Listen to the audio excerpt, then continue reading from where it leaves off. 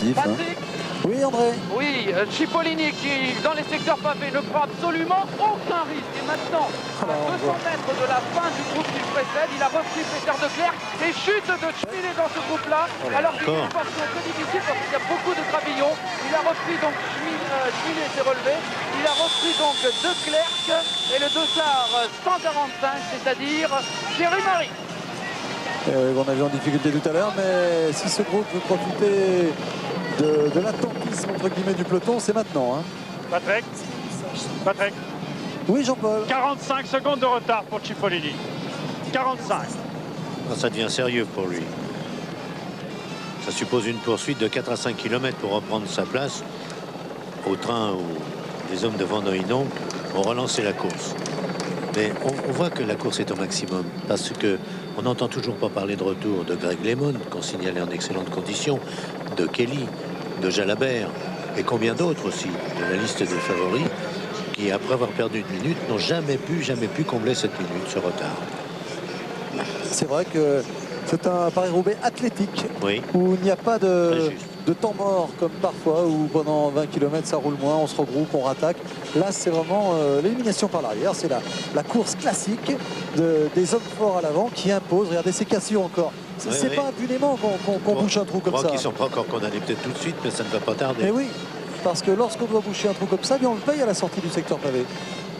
Ceux qui font du vélo le savent, hein, quand on est dans l'abri de son petit camarade, tout va bien. Et puis d'un seul coup, regardez le petit trou là. 5-6 mètres, là vous vous faites mal. Oui. Patrick Schmilé maintenant semble être en très grande difficulté pour reprendre le groupe Cipollini, mais c'est également le cas de Thierry Marie malheureusement. Oui, il avait tout donné tout à l'heure Thierry, puis ses ennuis de dérailleurs ne l'ont pas aidé. Toujours, comme le soulignait tout à l'heure Robert, Gilbert Duclos-Lassalle en 3e position. Van der Poel toujours très bien placé également. Et puis Van Hooydonk, Et attention à Mouzeau en 2e position. Je crois que les hommes forts sont là, il n'y a pas de doute. Regardez cette élimination par l'arrière, comme elle se fait. Ça saute à tout va derrière, ça saute. Regardez ceux-là comme ils ont du mal. Ils font partie du groupe de tête. Très léger, faux plat, à peine perceptible. Mais regardez, il faudra aller là-haut. Regardez les secousses de la moto, de la caméra sur la moto. Ben, ces secousses, elles se répercutent dans les épaules, dans le dos, dans les cuisses des coureurs. Ah, il faut se rendre compte de ça. Wilfried Nelissen est en train de souffrir, alors que Marc Sergent lui revient très facilement. Nelissen, son équipier, va tenter de prendre la roue, c'est fait. Et il a fait un bon boulot là, Sergent. C'est terrible. Ça rappelle cette réflexion de Louis Capu qui aurait dû gagner par Roubaix. Il disait, moi quand je passais sur les pavés, je devais avoir un pois chiche dans la tête, ça faisait drôlin. En tout cas, il y en a un qui n'a pas un pois chiche dans les jambes, c'est Marc Sergent. Vous avez vu le numéro qu'il a fait là? Et il ramène avec lui Nelissen. Une belle cassure là entre les deux groupes. Ainsi devant vous avez un groupe qui se forme avec Van Hooydonk, avec Mouzeau, avec Van der Poel, Duclos. Ça peut vraiment rigoler. Oui. Girotto est lâché du groupe de tête. Massimo. Alors bien évidemment pour les amateurs de course hippique, c'est à la fin de Paris-Roubaix que vous suivrez le tiercé. Nous n'avons pas osé envisager un seul instant couper cette retransmission pour vous proposer les courses avec Sean Yates ici. Tente de récupérer. Ça doit être difficile. Capiot bien sûr. Avec lui Yel Naidam. Commencez à connaître tous ces coureurs. Ballerini, Franco Ballerini, dont nous avons fait notre favori dès la première minute de ce reportage. Gilbert Duclos-Lassalle, devant lui Hedvig Van Hooydonk, un peu plus loin Johan Mouzeau, un peu plus loin encore qui est là-bas, Van der Poel peut-être, avec un vent favorable. Oui. Franco Ballerini, attention à Olaf Ludwig également. Chemietz à nouveau. Johan Capiot. Oui, on a le sentiment que le vainqueur est parmi ceux-là. Ah oui, normalement. Encore que. Mais ça roule tout le temps, ça roule tout le temps. C'est étonnant, ce n'est pas une course. Ça ressemble à une course, j'allais dire d'amateur, mais au bon sens du terme, où on est à bloc et où on ne fait pas de calcul. Patrick? Oui, André. Fin du secteur parvé, ça devient difficile, impossible pour Schmilé, De Klerk et Thierry Marie de rester dans la roue du groupe de 5 désormais autour de Cipollini et de Wolf. Et bien devant, en tout cas, maintenant, ils ne sont plus que 9. Et si ce groupe-là s'entend, ça peut faire très très mal. Oui, Patrick. Oui. Oui, alors je voulais vous les donner. Là, vous avez donc Museu, vous avez Ludwig, vous avez Capio, vous avez bien entendu Gilbert Duclos-Lassalle, Ballerini, Yates, Van Der Poel. Et puis je vois tout à l'avant. Attendez, on va encore avancer. Naidam a disparu de ce groupe. Pardon? Naidam a disparu de ce Non, groupe. non, Naidam est encore à l'avant. Je crois qu'il doit me manquer 2 individus. Non, non, non, il vous en manque Non, non. deux. Vous avez dit Museu, Ludwig, vous avez dit Ballerini, Yates, Van Der Poel, Naidam, Duclos. Je crois qu'il ne manque pas grand-chose pour l'instant. Ah, je vais les passer dans un instant puisque nous sommes de contrôle de ravitaillement et je vais voir s'ils sont tous prêts.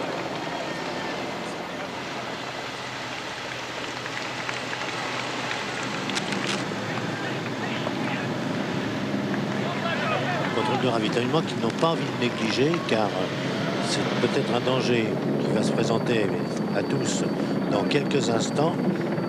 Pas suffisamment de nourriture, donc un début de fringale qu'il faut absolument enrayer très très vite.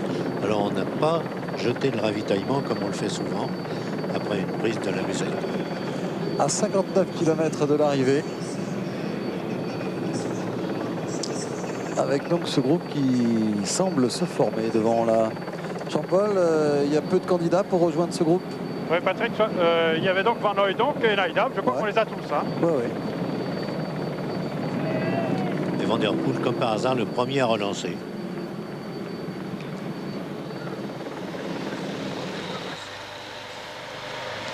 Museo, donc Ludwig, ici c'est Jelle Naidam, Duclos-Lassalle, Olaf Ludwig, Van Hooijdonk, Van Der Poel, Capiot, Museo.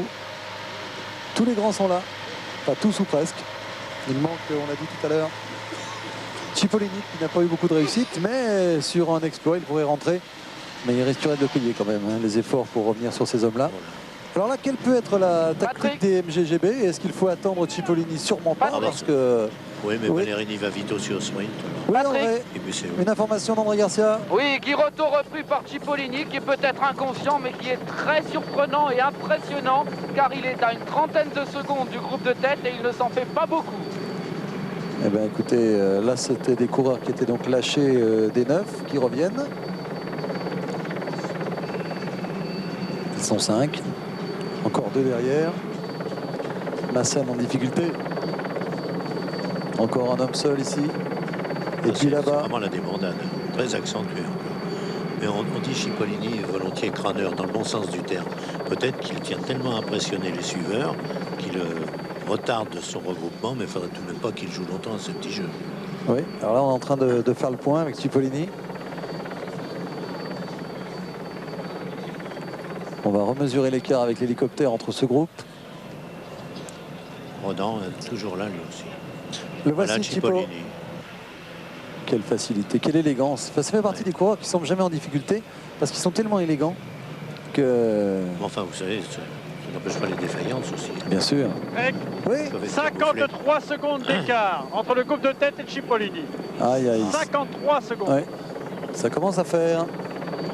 Tout dépendra de l'attitude des hommes de tête et de ce groupe de 9 qui s'était un peu démarqué. Le plus embarrassé de tout, ça doit être le directeur sportif de Cipollini, Patrick Lefebvre.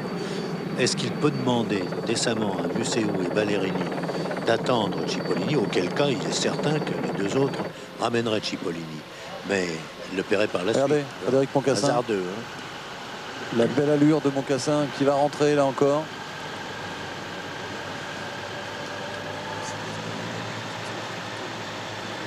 Voilà un grand espoir français qui revient.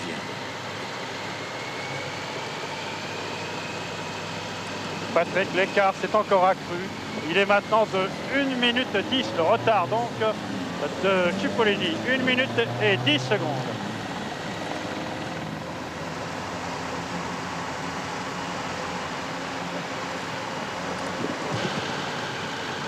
Une 10. Jean-Paul, on a le sentiment maintenant que Cipollini ou bien veut encore crâner sur 2 ou 3 kilomètres, ou alors qu'il est complètement cuit et que ça ne se voit guère, non? Paul qui est entre deux pavés là. Ouais.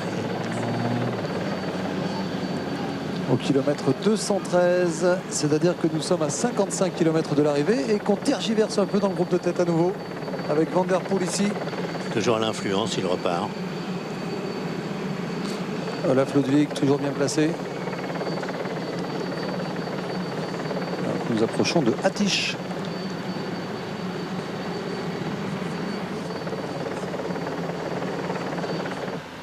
Et on a remarqué tout à l'heure le retour de Moncassin dans ce groupe. Là, on va essayer de le trouver d'ailleurs, puisqu'on a Duclos à gauche, donc, qui représente un groupe français. Et Moncassin il est là-bas. On a vu passer avec son dossard 64 et son maillot bleu là-bas. Tiens, Moncassin, on va l'écouter. Il a répondu à Jean-Paul Ollivier hier sur ses chances et sa situation dans Paris-Roubaix. Le sprinter français Moncassin. C'est vrai qu'en professionnel, c'est quand même beaucoup plus dur. Le rythme est beaucoup plus soutenu dans les secteurs pavés et après. Bon, je l'ai fait 4 fois, une fois chez les amateurs, 3 fois chez les professionnels. C'est vrai que c'est une épreuve qui me réussit pas mal, bon, parce que j'aime bien que ça frotte avant les pavés. J'aime bien quand il y a du contact un peu, et puis bon, c'est une course plate. Comme je ne suis pas un spécialiste des montées, bon, ça me convient bien, quoi. Alors le fait. Voilà, Yann Rass, c'est vrai que c'est un bon professeur qui parle avec Moncassin. Vous voyez, on a tout eu. Là, on a entendu Frédéric qui nous parlait. Donc, je crois qu'il avait gagné d'ailleurs en amateur, hein, Moncassin à Paris-Roubaix. Je crois que c'est un ancien vainqueur de Paris-Roubaix amateur. Oui. Nous, Aucunville. Ah bah si vous le confirmez, c'est que c'est vrai. Oui, oui. Aucunville. Yann Rass qui n'a jamais fait de cadeau au motard sur une course. C'est pas aujourd'hui qu'il va commencer. Il avait même eu des gros problèmes il y a quelques années dans le Tour de France. À l'époque, je peux vous dire que j'étais sur une moto et qu'on avait très peur de Yann Rass, qui faisait vraiment aucun cadeau. Laurent Desbiens, c'est le régional, le nordiste. Et bien pour l'instant, Laurent, on ne le voit pas. Et Van Hooydonk est allé aux nouvelles auprès de Rass pour lui demander sans doute ce qu'il fallait faire, auprès de son directeur sportif, je veux dire, Moncassin. Et Van Hooydonk n'est pas pour autant remonté jusqu'à la première place, c'est-à-dire continuer d'imposer tout le monde un effort. Et voilà, et ça accélère toujours en tout cas avec le champion de Belgique, vainqueur du Tour des Flandres, Johan Museeuw en 3e position. Ah, c'est une drôle de course là, qui s'est mise en place. Hein. On dirait qu'elle redevient praticable. En fait, les kilomètres sont là, plus de 200 km couverts maintenant.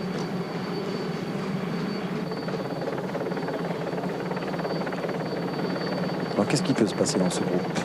On peut aller jusqu'à Roubaix comme ça nous étonnerait. On peut assister à une cassure avec un GBMG représenté devant, style Museeuw. Ce qui voudrait dire que derrière, eh bien, on prendrait le risque de les laisser partir. Parce que s'il n'y a pas de MGGB, il n'y a aucune chance que ça aille bien loin. Et puis, dans ces cas-là, il faut être vigilant. C'est pour ça qu'on voit les coureurs d'expérience toujours bien placés devant. Oui, oui. L'accélération à chaque fois qu'il y a un secteur pavé, des fléchissements très nets depuis quelques minutes qui auraient dû logiquement permettre à Cipollini et les siens de rentrer. S'ils ne rentrent pas, ben c'est qu'ils sont aussi au bout du rouleau. On va nous donner des nouvelles de l'écart. André, vous irez voir du côté de Kelly, de Lemon, tout ça, ce qui se passe derrière, pour savoir si ces coureurs sont définitivement condamnés. Eh bien, on va les attendre. Vous nous ferez un listing complet, ou une liste, pourquoi listing? Une liste des coureurs qui peuvent dire au revoir aux premières places à Roubaix.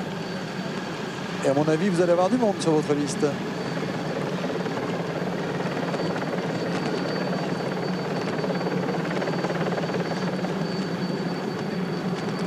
Alors, un échappé.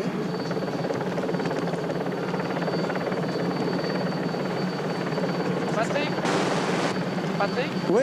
Oui, eh bien écoutez, je crois qu'on peut dire que c'est fini pour Mario Cipollini, qui ne prend tellement plus de risques dans les secteurs pavés qu'il est en train de se faire complètement lâcher par le groupe, les 5 désormais. Mario Cipollini a sans doute abdiqué toute prétention pour se Paris-Roubaix. Vous savez, Vous avez bien bluffé. Hein. c'est les coureurs qui sont trop faciles comme ça. Il paraît jamais en difficulté, c'est vrai qu'il est élégant. Et ça, tiens, Alain Bondu était un peu comme ça aussi. Toujours très beau sur son vélo. Et on ne le voit pas. On ne voit pas qu'ils sont fatigués, on croit qu'ils attendent et puis ils craquent. Alors que sur des garçons comme Thierry Marie par exemple, c'est beaucoup plus visible. Ce sont des garçons qui sont à la peine et qui le montrent avec leur corps. Alors que Cipollini, lui, peut en abuser plus d'un. Très juste. Patrick, Oui. c'est d'autant plus surprenant que ce groupe de 6, qui n'est plus qu'un groupe de 4, avec surtout Dirk de Wolf qui fait l'essentiel du travail, est revenu dans les voitures du groupe de tête. Oui, ça on comprend bien parce que ce groupe de tête est en train de tergiverser un peu là. Et Van Der Poel donne le coup de grâce quand même à Cipollini au cas où il serait resté une petite chance. Il aura fait un immense travail, Van Der Poel, dans ce Paris-Roubaix. Si le vainqueur devait être payé au kilomètre en tête. On est quand même à 60 km de l'arrivée et tout peut encore se produire. Souvenez-vous de Capiot qui était en difficulté en début de parcours à cause d'incidents mécaniques. Eh bien, il est revenu, là, il est dans le groupe de tête. Vous savez, il faut condamner personne tant qu'on n'est pas à 6-7 minutes. Hein. Et voilà le genre d'accident. Saut de chaîne, une crevaison ou un travers.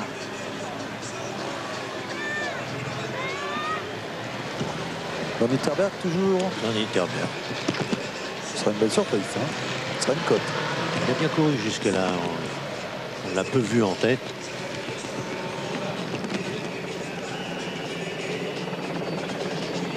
Et Duclos, fidèle à lui-même, toujours à quelques longueurs. Il est tellement puissant, Gilbert, qu'il ne se rend pas compte quand le vent est de face, alors que ça matraque tous les autres. Lui, il l'attaque franchement.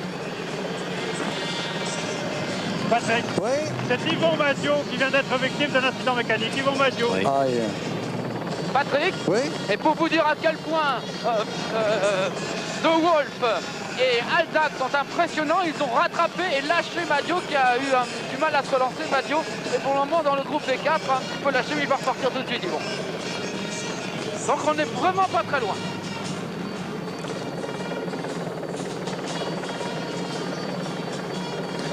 Van Nitterberg en tête de Paris-Roubaix, c'est bien pour lui.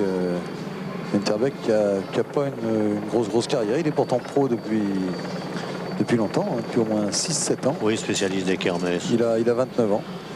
Et il est quand même classé 320e coureur mondial. Donc il a très peu de références au niveau de son palmarès. C'est une belle allure. Hein. Même Jean-Paul Olivier n'est pas capable de citer plus de 3 succès devant Nitterberg. Ne le prenez pas au mot. Patrick, Oui, fin du secteur 8, donc Aldag, Redan et actuellement toujours De Wolf sont revenus dans les voitures du groupe qui les précédait, qui a du mal à les suivre. Et pour le moment, ça fait 15 secondes de retard pour Yvon Madio sur ce groupe-là. C'est vous dire à quel point ça va vite. Pour Mario Cipollini, c'est encore beaucoup plus loin. Là, ça y est. Les moteurs sont repartis. Ah oui, au combien? Oh là, quelle accélération. Et bien mon cassin. Hein. Oui. Chagnez dans sa roue. Patrick. Aïe. Oui. Van Hooy donc vient de partir derrière Van Nitterberg apparemment. Je suis juste derrière. Non, Van donc me semble là. Voilà, encore une petite cassure là, de rythme. Pour faire le qu'est-ce qu'il jeu se de regarde. Van Nitterberg. Voilà. Tout à coup, il vient de reprendre le vent de face. Et on le remarque bien à sa chevelure au maillot qui condole, qui flotte. Il a une belle allure. Hein. Patrick. Attaquant. Oui, André. Oui, Mario Cipollini à la fin du secteur 8 a été repris par Thierry Marie. Il a été repris aussi par Schmilet. C'est vous dire que maintenant, pour lui, Paris-Roubaix, c'est fini. Mais ça me semble fini aussi pour tout le monde derrière. Hein. Ah oui, c'est ce que nous disions tout à l'heure. Ça ne peut plus échapper aux 20 qui se sont regroupés, tant bien que mal d'ailleurs, il y a à peu près 30 minutes de ça. Et oui, parce que là, c'est en train d'éclater à l'avant aussi. On va faire un petit point avec Jean-Paul, là, qui va nous donner des infos dès qu'il rentrera en contact avec nous. Petite rupture avec Jean-Paul. Patrick, oui. Oui, c'est en train de bagarrer devant, là. Hein. Ça bagarre et ça sort dans tous les secteurs. Vous êtes dans le coup? Et je suis derrière. Je suis derrière. Dans quelques instants, je vous fais un point complet. Merci. Il va finir par se retrouver tout seul. Oui, ça fait un bel écart en tout cas. Patrick, sortent maintenant du secteur 8 Steve Bauer qui mène Greg Lemon avec Belarus Capestani, avec Laurent Jalabert, avec le champion du monde de cyclocross, qui est français vous savez. Et Thierry, il y a Moreau aussi. Tout le monde le gros du peloton se retrouve ensemble, ce qui veut dire que ça fait partie des gens qui ont peut-être déjà depuis quelques kilomètres maintenant perdu Paris-Roubaix. Il y a aussi Capel dans ce groupe. Merci. Et pour avoir des informations un peu anecdotiques, eh bien sachez qu'actuellement nous n'avons qu'une image hélico. Pour une raison toute simple, c'est qu'il y a un hélico qui ne peut pas décoller parce qu'il y a un Airbus qui décolle de l'île. À quoi ça tient quand même, hein. Enfin, il y a toujours un homme en tête tout de même. On va lui donner une caméra au pilote. Le Dossard 127, donc Van Itterbeek, Benjamin de son prénom, qui est un peu inquiet de se retrouver dans cette galère, là, qui aimerait bien obtenir du renfort. Et pour l'instant, il ne voit rien venir, mais ça ne durera pas. Ah, c'est lui qui l'a voulu de se retrouver seul. Et on lui en sait gré parce qu'il nous a bousculé un peu ce groupe de tête. Et il était temps parce qu'on tombait dans une situation un petit peu trop passive de la part de ces coureurs. Un homme intercalé, Jean-Paul. J'essaye bêtement de passer le groupe et ça va pas là, la tarder. route est large. Alors là, vous n'avez aucune excuse, Là, Jean-Paul. maintenant, ça y est. Là, vous êtes dénoncé par l'image de l'hélico, hein. Ça y est, j'arrive maintenant. Vous savez, il n'y a pas longtemps, nous nous retrouvions derrière ce groupe. Alors, qui est ce garçon en On deuxième? passe. Nous passons là. Passe Michel. Demande au motard de passer car ici, vous savez, il y a des barrages Ah bon? en permanence et nous allons y aller. Alors, Allons. il y a un coureur intercalé en deuxième position, peut-être Adrien Van Der C'est Poel. Van Der Poel, oui. Ouais, C'est ouais. une attaque sur la petite Ouais. côte. Depuis le temps qu'il a envie d'être seul, Van Der Poel. Voilà. Harry, maintenant tu es servi. À toi de jouer jusqu'au bout, Adrien. Et le voilà. Adrien Van Der Poel, c'est toujours un bon... Patrick, Oui, déjà, Wilfried Elissen se trouvait en troisième position. Il vient de sortir du groupe. Nous D'accord. remontons tout doucement. alors là on va faire le point donc avec Van Itterbeek ici avec la moto numéro 1. Un homme seul en tête, donc c'est lui. Ensuite avec la moto 2, on va se retrouver avec Adrien Van Der Poel. Robert disait tout à l'heure que si on payait les coureurs... Non, c'est pas Van Itterbeek ça. Alors, Herman Frison se trouve là. Donc je remonte encore. Frison est intercalé entre Adrien Van Der Poel, derrière Adrien Van Der Poel. Voilà. D'accord. Ah bah, dites-moi. Il y a 100 mètres, 300 facile. mètres d'écart entre les coureurs, hein. Ouais. Donc vous l'avez dit, Van Der Poel donc devant Frison. On passe. Et Van Itterbeek là-bas au fond. Et Van Itterbeek, voilà la position exacte. Donc Van Itterbeek à peu près, nous allons faire les écarts. Tiens. Allez-y mon cher Jean-Paul. Bonne idée. Donc là nous sommes avec Adrien Van Der Poel qui est en point de mire là-bas. Van Itterbeek. Là, il joue le tout. S'il les rejoint, il ne gagnera plus Paris-Roubaix. À Mais 15 secondes, donc rien ne dit qu'il sera Adrien rejoint. Van Der Poel. Alors Adrien Van Der Poel à 15 secondes de Van Itterbeek. Pardon pour nos amis belges pour la prononciation. Frison à 25 secondes. Frison à 25 secondes donc. Et derrière on va trouver un petit groupe. Nelissen à 37 secondes. Wilfried Nelissen à 37 secondes. Oui. Et à 47 secondes, les poursuivants. Très bien, donc je résume les informations que vous venez de donner. Van Itterbeek seul en tête, Van Der Poel en deuxième position à 15 secondes. Le voici avec l'hélicoptère. L'hélicoptère va s'arrêter ou tout au moins laisser partir Van Der Poel en élargissant. Et derrière, on va voir arriver un autre homme qui est pointé à 10 secondes de Van Der Poel. C'est lui, c'est Herman Frison. Herman Frison donc, qui est en troisième position. Alors qu'on retrouve là l'homme de tête, enfin, on tente de le retrouver. Et puis un petit peu plus loin derrière, eh bien on retrouve avec la moto 3 le peloton, enfin entre guillemets. Même pas, non, c'est Schmillet qui est là. Ah non, c'est Schmillet et Marie, ça se passe très très loin ça. Non, ça c'est la moto 3 qui n'est pas dans le peloton. De Clerc, que l'on revoit après avoir assisté au début de l'échappée, qu'il avait parfaitement animé.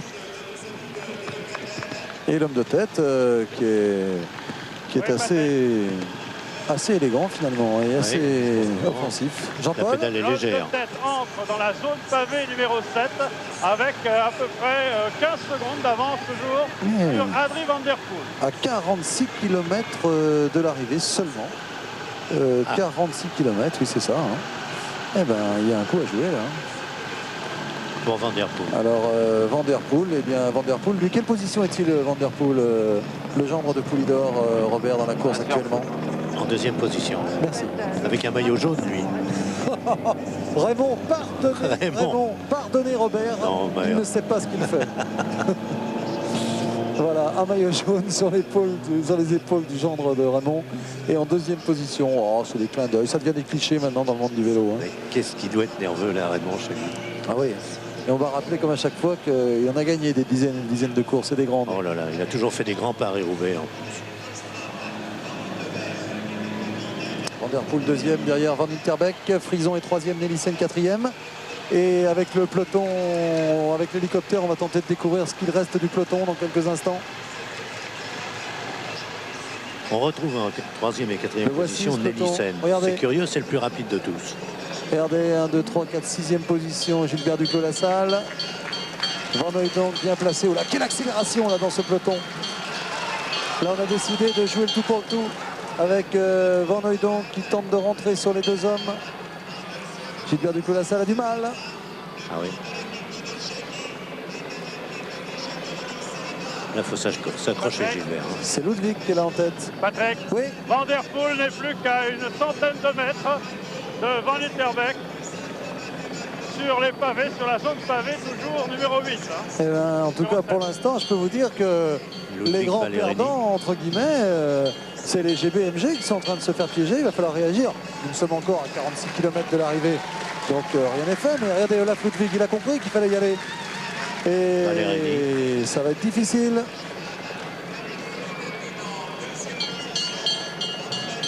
Patrick? Oui. Fin du peloton, Cipollini qui est en queue du groupe Lemon. D'où est sorti Chanteur. Et 300 mètres devant ce groupe, on retrouve Thierry Marie. On retrouve aussi avec le dossard 101 Peter de Klerk. Et ensuite avec le dossard 45, toujours le même, André Hitchville. Et on aborde la section pavée numéro 7. Oui, donc très très loin de la tête maintenant. Et avec des hommes qui n'ont pratiquement plus aucune chance, hein, André, hein, c'est votre sentiment? Je leur dis au revoir. Eh bien écoutez, salut les pour nous. Ils ont du mérite quand même. On sort, je ne sais plus qui disait ça, on sort champion du Tour de France, mais on sort héros de Paris-Roubaix. C'est vrai. Van Winterbeck est en train de réaliser une très belle chose. D'autant qu'il semble le faire avec beaucoup de facilité. Assez haut en selle, contrairement à celui qui le suit à 12 secondes, Adrie Van der Poel. Ça ne l'empêche pas apparemment d'être assez adroit sur son vélo. Il y en a qui doivent faire des péchés d'envie. Là, c'est tous les copains qui tournent à Longchamp. Ils ont dû arrêter cet après-midi. Il doit y avoir peu de monde là-bas. Entre Gérard Ross, bien sûr, Balutin, Decaune, Tosca, Guy Borel, tous les copains là. Et Drucker, Michel, bien entendu, est toujours là aux avant-postes.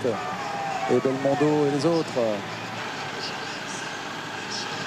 Avec une ascension du Mont Ventoux programmée d'ailleurs par Michel le 8 mai, je crois, le jour de l'ascension, bien entendu. Mais là, il faut prendre de la graine, messieurs. Hein. C'est pas mal à Longchamp, mais actuellement, Adrie Van der Poel, c'est quand même une autre allure. Hein. Qui va revenir sur Van Winterbeck d'ailleurs. Patrick? Oui. Si vous voulez ajouter un nom à la liste de ceux qui ne peuvent plus gagner Paris-Roubaix cette année, il y a Yvon Madio. Yvon Madio qui faisait partie tout à l'heure du groupe des contre-attaquants et qui a eu le mérite de se montrer. Alors que Van der Poel ici va rejoindre Van Winterbeck. Patrick. Oui, Jean-Paul. À la sortie de la zone pavée numéro 7, il n'avait plus que 10 secondes de retard, Van der Poel, donc 10 secondes de retard entre les deux hommes et 25 secondes entre le groupe, appelons-le le groupe Ludwig Duclos-Lassalle. Ok, donc on va maintenant regarder l'attitude de Van der Poel, le métier. Tout de suite, il en profite pour s'alimenter avec donc deux hommes en tête. Si Van der Poel relaye, ils peuvent tout espérer tous les deux. Parce que derrière, il y a quand même des manques. Des réveils de temps à autre de Van Hooijdonk, de Ludwig, tous deux très bien contrôlés par Duclos-Lassalle, qui attend peut-être son heure ou son dernier quart d'heure.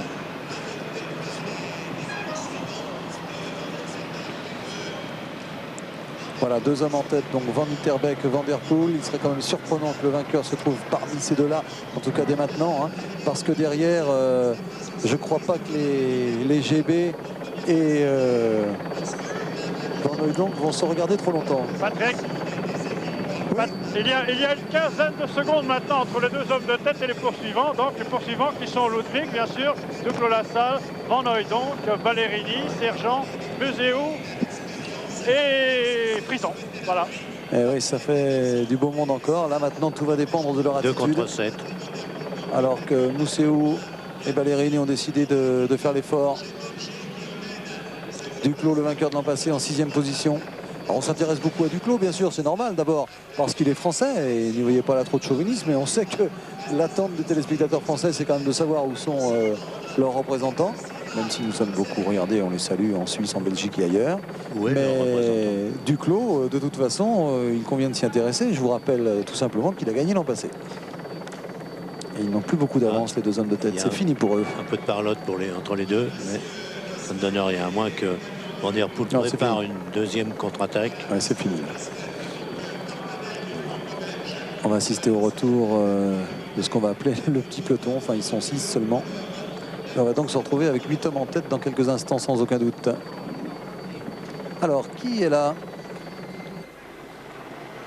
Du beau monde, bien sûr. Avec Herman Frison ici en dernière position. Devant lui, Gilbert Duclos-Lassalle. Patrick. Ici, c'est Van Hooijdonk, Sergent, donc Ballerini, Museeuw, Ludwig et Duclos. Oui, Jean-Paul? Oui, la jonction est en train de se faire là. Oui, Vous la voyez aussi bien que nous. Oui, on y assiste. Voilà, c'est donc terminé. Se sont relevés les deux hommes. Alors, qui avons-nous là-devant? On va faire le point. Van Interbeek, Van der Poel, Frison, Ludwig, Ballerini, Van Hooijdonk, Museeuw, Sergent et Duclos. Ça doit être ça, la liste. Avec sous vos yeux, donc... Le 9e regroupement de la journée. Ah ouais, là c'est... Mais il n'y a jamais eu plus de 10, enfin de 4 ou 5 hommes qui croyaient dans chacune des tentatives. Là, il n'était que 2 alors. Voilà notre animation qui vous donne la composition. On va la garder 2-3 secondes. Van der Poel, Van Interbeek, Ludwig, Duclos, Frison, Van Hooijdonk, Sergent, Museeuw et Ballerini. Les Belges bien représentés. 5 coureurs devant. Le cyclisme belge ne se porte pas si mal que ça. Hein. Et pour le moment, tout correspond aux prévisions de Museeuw, qui avait annoncé qu'il ne quitterait pas d'une longueur celui qu'il désignait, mais il ne voulait pas dire son nom, comme favori de Paris-Roubaix. Or, tout le monde entendait bien qu'il s'agissait de Ballerini, car dans cette formation, il faut que la semaine soit complète, qu'on ait remporté toutes les épreuves. C'est pas mal engagé. Hein. Ah ouais. Alors moi, j'avais été impressionné par le numéro de Ballerini il y a 2 ans, on vous le rappelait tout à l'heure, derrière Marc Maillot. Et ce jour-là, on s'était dit avec Robert qu'il gagnerait le Paris-Roubaix un jour, Ballerini. Et c'est vrai que c'est l'année où il a le plus de chance, dans la mesure où il est bien entouré. Même si quelques-uns manquent déjà à l'appel, il a tout de même un certain Museeuw à ses côtés qui pourrait bien lui rendre service. Maintenant, cela roule avec un autre état d'esprit. Ils savent que pratiquement ils ne sont plus rejoints par personne. Donc observer les uns les autres et puis agir quand vraiment c'est opportun. Oui. Oui, attention, il y a encore derrière Yates. donc, le groupe Van Hooijdonk, Van der Poel et Duclos. Ouais. Il y a donc Yates. Ouais. Nous allons maintenant entamer la section pavé, le secteur pavé numéro 6 avec Yates, Nelissen, Eh oui. Verhoeven, Verhoeven aussi est là. Moncassin. Et puis, il m'en reste encore un. Nous nous approchons tout doucement de lui. C'est tout simplement Capio, oui. Ouais. Voilà. Donc position de la course, Van Interbeek, Van der Poel, Frison, Ludwig, Ballerini, Van Hooijdonk, Sergent, Museeuw et Duclos devant. Derrière un groupe de 5 hommes, donc Yates, Verhoeven, Nelissen, Moncassin et Capiot. C'est parmi ces coureurs-là que figurera sans aucun doute le vainqueur de Paris-Roubaix. Patrick. Oui. Rentre dans la section pavé Cipollini, numéro non. 6, un groupe de 6 justement, avec Hendrik Redon, Dirk de Wolf, Franz Bassen, Nel Yaidam, Rolf Aldag et Massimo Guidotto. Eh ben, très bien, du beau monde également. Aldag fait une belle course, il faudra le suivre celui-là. Hein. Oui, oui. Il paraît que c'est un espoir de grande classe. Sean Yates ici en tête. Une grande journée aussi, Sean Yates. On n'a pas vu du tout Steve Bauer qui avait que 4 courses à son actif cette année, remarquez. Avec le vélo qu'il empruntait aujourd'hui. J'espère qu'il va le rendre, il n'y aura pas de l'avoir emprunté, parce que c'est pas avec un vélo comme ça qu'il gagnera Paris-Roubaix. Eh bien, je peux vous dire qu'il est pourtant en préparation depuis 9 ans avec ce vélo. Un vélo très surprenant, avec une angulation du cadre à l'arrière, très étonnant, avec au moins 20 cm entre la roue arrière et le cadre. Quelque chose qu'on n'avait vraiment jamais vu, mais on s'attend à pire encore dans les années qui viennent avec ce vélo extraordinaire que vous avez peut-être découvert l'autre jour à la une de l'équipe, vélo de Mousséou. Alors là, c'est la révolution complète. On n'a pas fini d'être surpris dans les années qui viennent. Jusqu'au moment où les techniciens de l'Union cycliste internationale vont trouver qu'on sort quand même un peu des cadres, c'est le cas de le dire.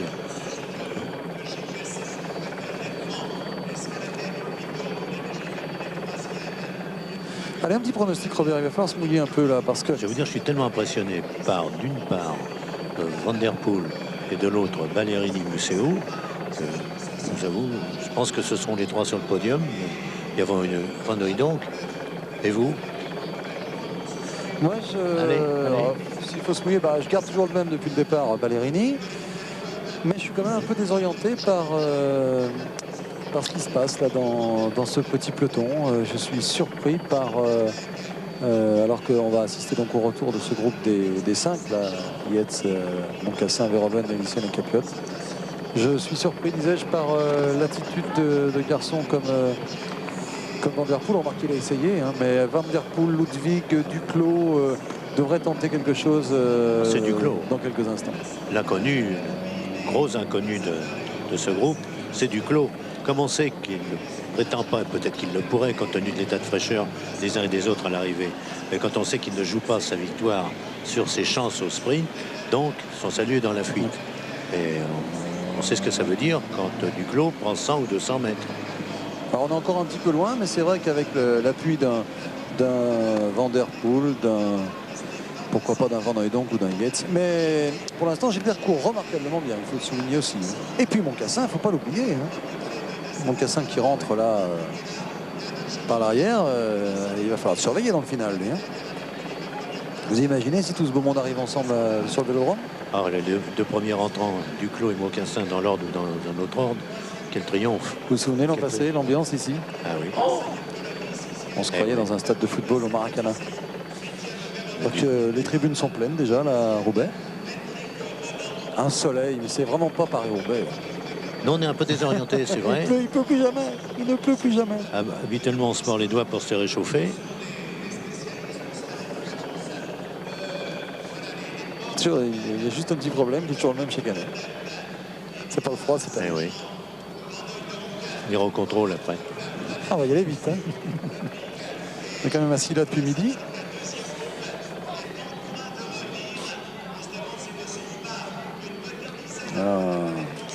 Que va-t-il se passer? Qui va accepter? Ça tease the question, comme dit Yates.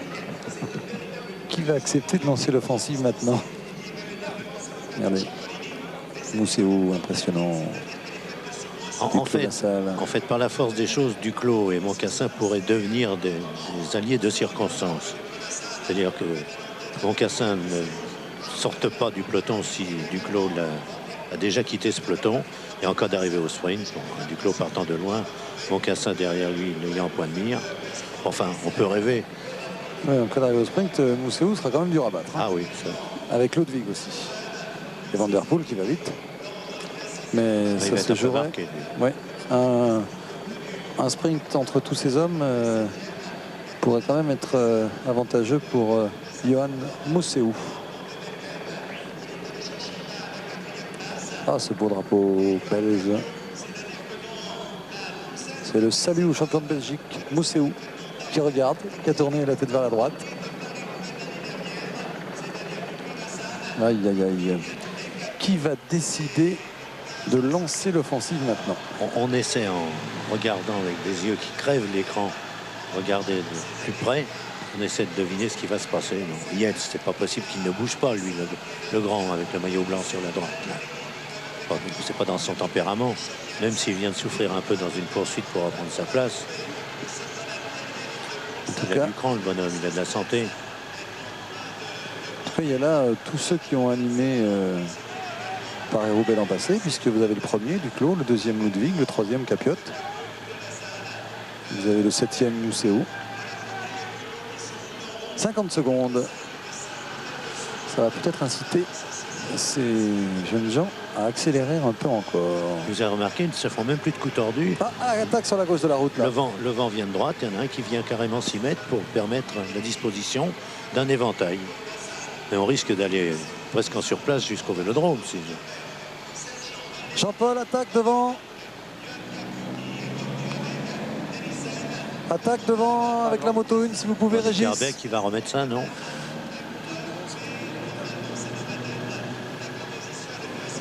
Qui décide de réagir, voilà. Monsieur hésite.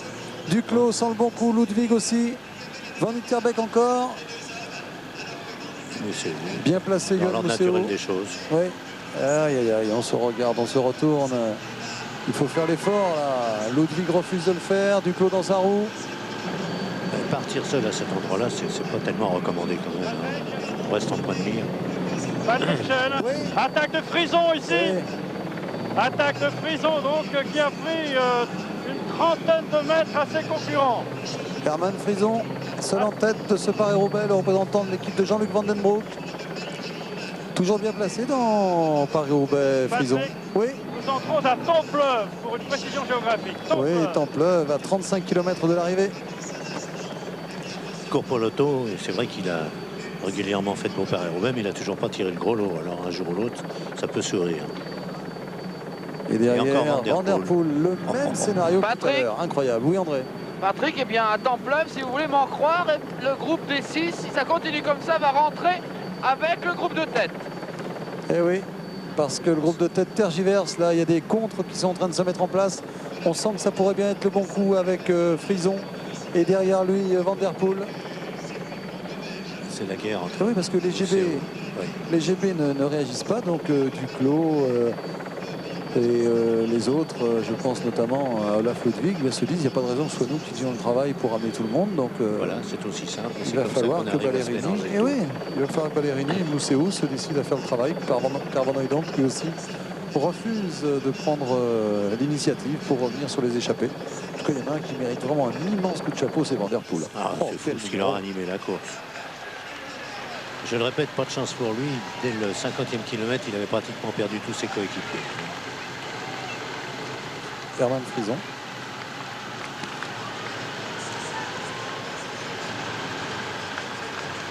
Frison, ça c'est un classique aussi, qui anime souvent les étapes du Tour, Herman Frison.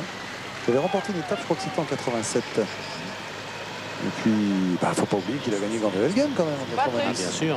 Oui. Patrick, le groupe des 6 est dans les voitures auxquelles on demande de s'arrêter. Ça veut dire que le groupe des 6 va rentrer dans les 2 minutes qui viennent. Mais avant, ils ont droit au barrage d'un directeur sportif. Si vous nous signalez que les voitures sont arrêtées. Ah oui, l'ordre du directeur de la course, il a un directeur sportif. Herman Frison, donc, qui termina, il a dû faire 2 de Tour des Flandres. Peut-être celui de Van Hooydonk. Patrick, à noter dans ce groupe l'énorme travail de Dirk de Wolf, d'Henrik Rodan et aussi de Rolf Aldag.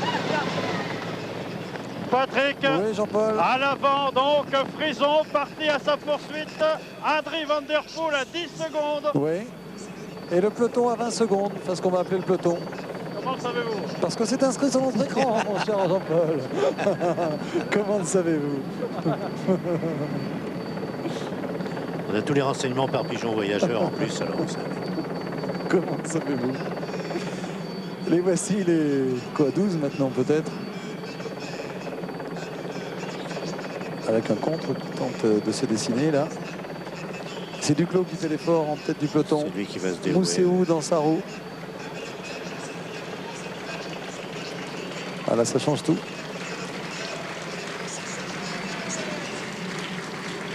Il reste 10 km de pavé. J'en connais quelques-uns qui s'en seraient bien passés. Oui, 10 km.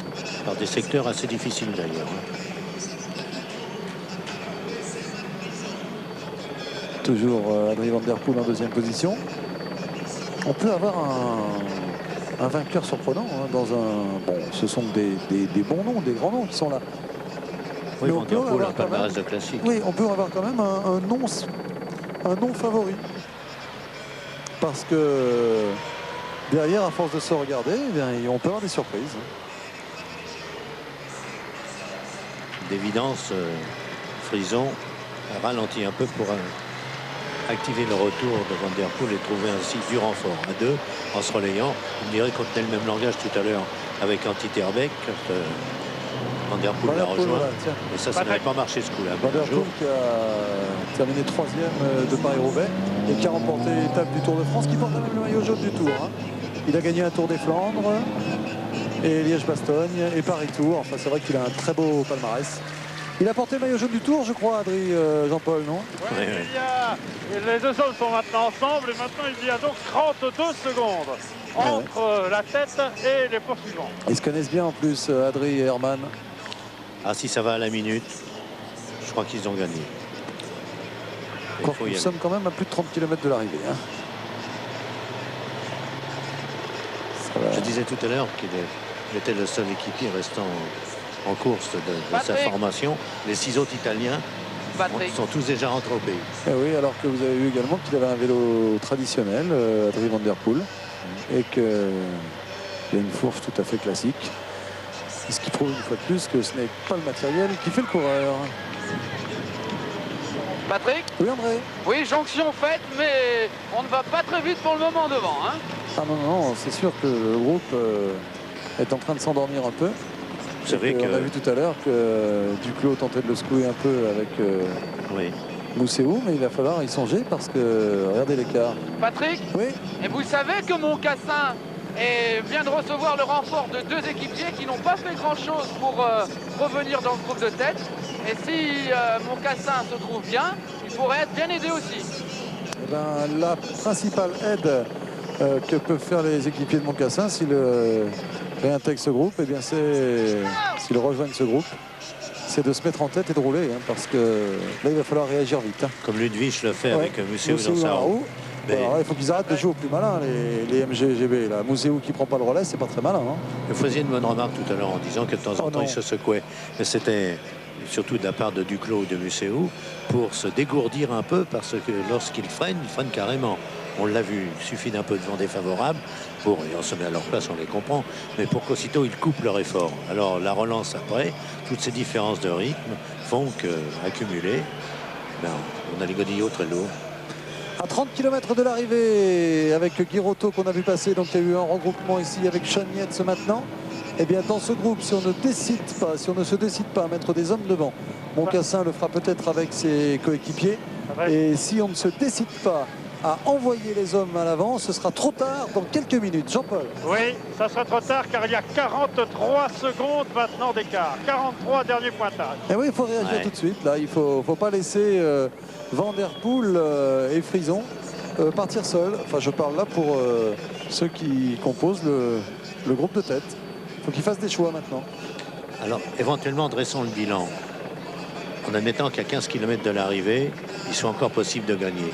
Donc les super finisseurs, on peut mettre Duclos en tête, Ludwig et Mousseau, qui nous étonnerait, lui le sprinter, j'ai envie de tous les mettre. Finir. J'ai envie de tous les mettre. Il y a Sergent, c'est un finisseur extraordinaire. Il y a Van Hooydonk, vous souvenez-vous la manière dont il avait gagné le Tour des Flandres. Il y a Ballerini.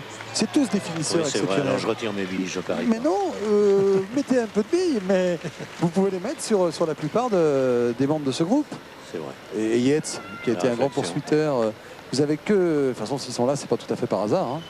Mais ces deux-là ont l'air de bien s'entendre, en tout cas, Robert. Oui, puis les prises de relais ne sont pas trop nerveuses pour assommer celui qui vient de rouler.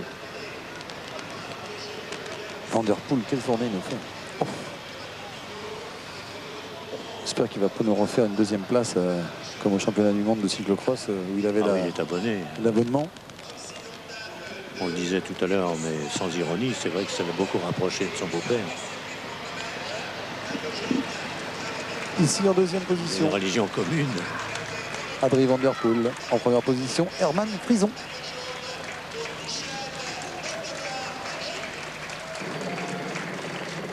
C'est le jour des anciens quand même, parce que c'est pas de genoux, hein, tous les deux non plus.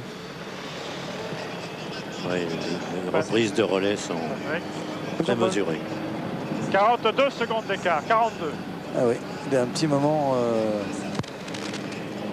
où il est encore possible de réagir. Après, il sera trop tard. Mais ça a l'air de rouler dans le groupe là. Hein. Et nous sommes à 6 juin, 6 juin. Vous êtes à 6 juin. 6 juin, mes félicitations. Alors s'ils ont un renseignement, 29 km de l'arrivée. Avec toujours Mousseau en deuxième position, rarement en première. Avec donc un télécom, c'est Aldag qui est venu prêter main forte à Olaf Ludwig. Tout à l'heure j'ai cité Ludwig, c'était Aldag en fait. Oui. C'était Ludwig avant. Oui. Non, mais je me suis trompé une fois, mais il faut le reconnaître. Ah bah, on se trompe tous. Je me suis trompé tout à l'heure, j'ai dit Ludwig et ça devait être Aldag puisqu'il est là en tête. Derrière lui, donc, le champion de Belgique, Johan Mousseau. Un peu plus loin, Van Hooijdonk. Comme les choses se sont précipitées pour Mousseau, tout à coup, 6 équipiers autour de lui. Et moins de 20 minutes plus tard, but de 30 secondes. 30 secondes seulement? Oui. Ah oui, ça veut dire que le groupe de tête, sous l'impulsion donc de Aldag, a bien réagi. Ça veut dire que Olaf Ludwig se sent fort. Olaf Ludwig qui termine à deuxième l'an passé derrière Gilbert Duclos-Lassalle. Ça veut dire qu'il se sent bien s'il demande à son équipier le Aldag de sonner la charge en tête de ce groupe. Et il continue Aldag avec son casque rose. un peu de demi-fond là quand même. Belle allure. Hein. Alors derrière Mousseau qui aime bien être parmi les premiers mais qui ne prend pas de relais pour l'instant. Il va bien falloir qu'il se décide quand même. Il y a du beau monde. Hein. Vous voyez, on entend Daniel Manjas qui dit Mousseau dans le sillage de Ludwig. Eh ben, il s'est trompé aussi, on est deux. Ça fait plaisir quand même. Bon anniversaire d'ailleurs, tiens. Et il a l'écran géant pourtant. C'est pas souvent qu'il se trompe, je peux vous dire. Non, c'est vrai. Et 28 secondes seulement d'écart donc entre Van der Poel et Frison. Et le groupe emmené par Aldag. Ah, ils vont être revus les deux là, si ça continue à rouler comme ça. Hein, parce que ça s'organise, ça y est maintenant. Ouais. Donc, quelle finale on va avoir? S'il y a un regroupement encore. Là, parce que autant à 30 km de l'arrivée, ça paraît, oh, c'est fini les deux là. Enfin, c'est fini, j'exagère un peu. Mais il n'y croit plus beaucoup. Non, c'est lourd maintenant. Van der Poel, on n'a pas vu se mettre en danseuse une seule fois. 15, oui. A besoin de se détendre un peu. Les reins deviennent très douloureux, les poignets, enfin bref, ils ont mal partout. Voilà plus de 3 heures en tout cas que nous sommes en votre compagnie. J'espère que vous partagez notre plaisir dans ces images toujours surprenantes de Paris-Roubaix. 2 hommes en tête qui vous désorientent peut-être un peu. Enfin, Van der Poel est quand même quelqu'un de très connu avec un très gros palmarès. Et Herman Frison avec lui, mais c'est plutôt dans ce groupe-là qu'il faudra peut-être aller chercher le vainqueur car on est bien décidé à revenir sur les 2 hommes. Regardez la puissance qui se dégage de ces images.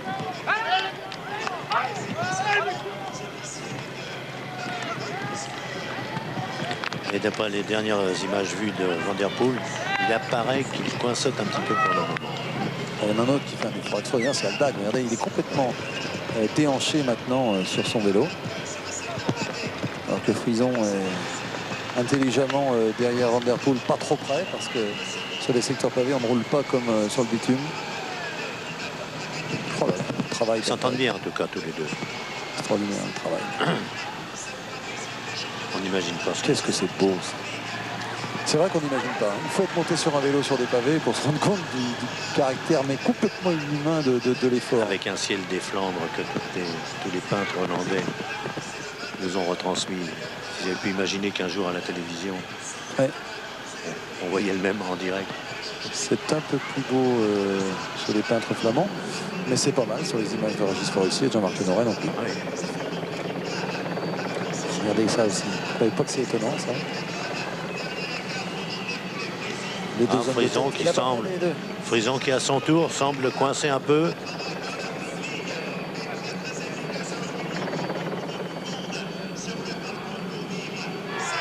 Voilà, Aldag s'est écarté cette fois-ci. Et c'est Ballerini en personne. Et Duclos au deuxième, bien sûr. Regardez, Duclos, il y a même une cassure. Ah ouais, ça y est, il y a la cassure. Ballerini, voilà où tout peut se jouer maintenant. Si Duclos parvient à s'accrocher à Ballerini, il est probable maintenant que Ballerini va tomber sur Van der Poel et Frison. Ah, là, et c'est beau. Patrick, oui. Van der Poel est en train de tenter De partir. Oui. de lâcher Frison. Oui, on avait vu Frison en difficulté tout à l'heure. Et alors l'écart n'est plus que de 17 secondes. On assiste à un numéro extraordinaire là, de Déchaîné. Ballerini avec Gilbert Duclos-Lassalle dans sa roue. Paris-Roubaix est en train de se jouer maintenant, en tout cas pour Frison et pour Van Der Poel, car Ballerini a décidé de passer à l'attaque avec des souvenirs sans doute d'il y a 2 ans, lorsqu'il avait démarré trop tard derrière Maggio. Regardez, il est revenu déjà, incroyable, comme un TGV, il est passé Ballerini, avec Duclos-Lassalle dans sa roue. Van Der Poel et le public de Roubaix ici qui commence à réagir.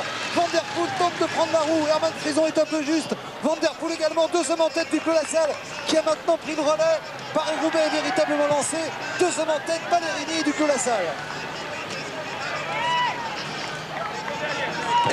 Le trou est fait. Comme Ballerini est un sprinter, un homme qui a débuté sur les kilomètres, donc Duclos accroche. Au pire, ça sera une 2e place. Mais rien n'est perdu. Hein.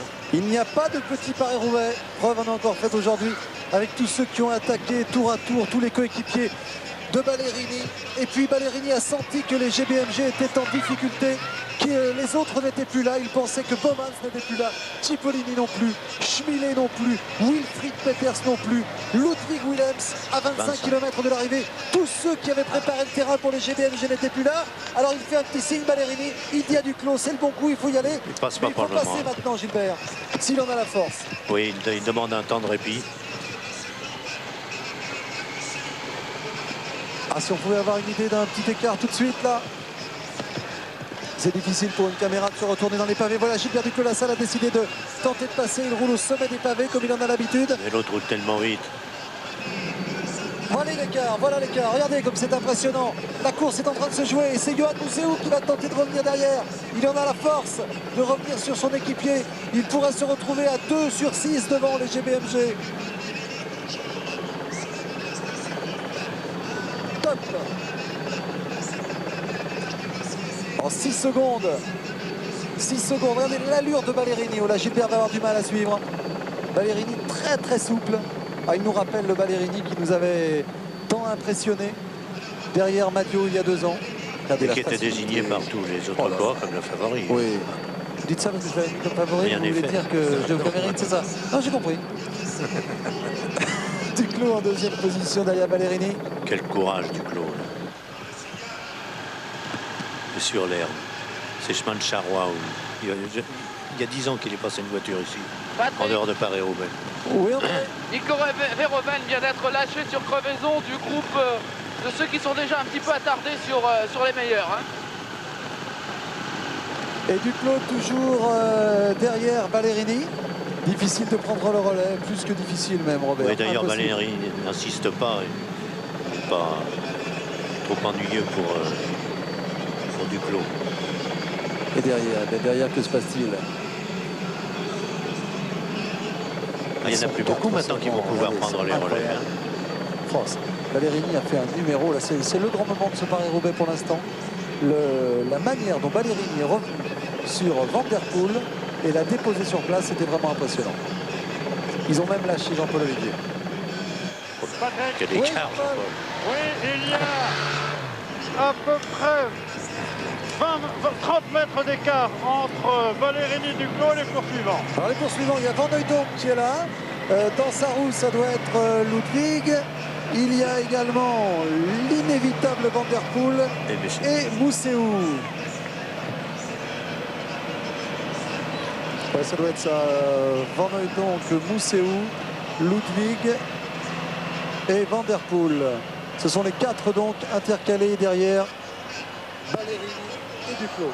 Voilà la situation de la course. Avec la moto 1, Régis Forissier, ou avec l'hélicoptère, comme vous le souhaitez, nous allons faire une position de la course. Voilà, 2 hommes en tête. Ballerini, l'Italien, le favori donc de la course, avec Duclos-Lassalle, le vainqueur de l'an passé. Derrière ces hommes, un groupe de 4. Un groupe de 4 qu'on va découvrir. Les voici, avec Olaf Ludwig ici, qui va prendre le relais. Derrière lui, c'est Hedwig Van Hooydonk, le Flandrien. Derrière lui, Johan Museeuw, un autre Belge. Et ensuite, Van Der Poel, le plus français des Néerlandais, le gendre de Raymond Poulidor, faut-il le rappeler. Ils sont 4 donc intercalés derrière les 2 hommes de tête, Ballerini et Duclos. Oui, Jean-Paul. Pour la suite, eh bien, à 32 secondes, vous avez Frison tout seul. Ah oui. À 32 secondes, Frison tout seul. Et ce qui reste donc du groupe, se trouve exactement top à 50 secondes avec Mocassin qui a pris ici le relais devant Cheniette. Voilà. Merci. Alors la position de la course, pour être très clair, 2 hommes en tête, donc on l'a vu tout à l'heure. Le Français Gilbert Duclos-Lassalle, vainqueur l'an passé, né en 1954. Et oui, vous avez bien calculé, 39 ans pour Gilbert Duclos-Lassalle, qui est ici en 2e position au secteur pavé numéro 4, c'est-à-dire exactement à 22 km de l'arrivée. Donc Ballerini l'italien, Duclos-Lassalle le français, 2 hommes en tête. Derrière, on retrouve un groupe de 4 hommes emmenés par l'allemand Olaf Ludwig, 2 Belges, Mouzeou et Van Hooijdonk, un néerlandais, un hollandais, Van der Poel et son dossard 88 qui a fait un très gros travail jusque-là. Derrière ces hommes, en 6e position, en 7e position exactement, on retrouve Herman Frison, qui était tout à l'heure échappé avec Van der Poel. Et un peu plus loin encore, à 50 secondes, on retrouve un groupe où l'on retrouve le français Mocassin, mais également Sean Yates et 2 ou 3 autres coureurs. Voilà pour la position de la course. Avec un avantage considérable pour Mouzeou, qui a le beau rôle dans cette histoire, car il n'a pas à prendre les relais derrière son équipier Ballerini, dont il annonçait d'ailleurs personnellement la victoire. Il la souhaitait de tout cœur, disait-il. En tout cas, Gilbert Duclos-Lassalle est actuellement incapable de prendre un relais sur Ballerini. Ballerini a tout à l'heure demandé le relais, mais il a vu que Duclos ne trichait pas, qu'il était un peu juste. Donc Ballerini a choisi de continuer, et en se disant que s'il était plus puissant que Duclos, il l'emporterait. Imaginez une 2e place ou une victoire de Duclos, ce serait extraordinaire encore avec ce qu'il a fait l'an passé. C'est vraiment la science de Gilbert pour se préparer, qu'il connaît son corps, il connaît son potentiel physique, il sait comment il doit se préparer.